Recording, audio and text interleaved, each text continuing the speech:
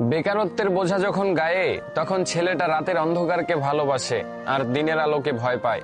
18 বছর বয়সী ছেলেটা এখন বাবার চোখে তাকিয়ে কথা বলতেও পারে না। এজন্যই দীর্ঘদিন থেকে একসাথে বসে খাবারটাও খাওয়া হয় না। একসময় স্বপ্ন দেখতো, আর এখন স্বপ্ন দেখায়। বাস্তবতার ধাক্কায় জীবনটা কতটা পরিবর্তন হয় একমাত্র 18 বছর বয়সী ছেলেটাই কেবল শেখায়।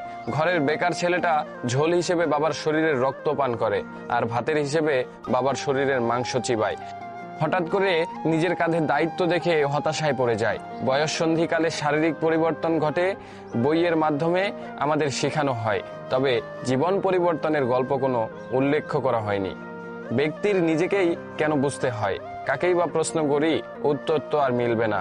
তবে হ্যাঁ, তোমরা ছোট যারা রয়েছো, বেকারত্বকে হেলাই মনে করো না। একটা অবাক করা বিষয় হচ্ছে, আমরা 18 বছর বয়স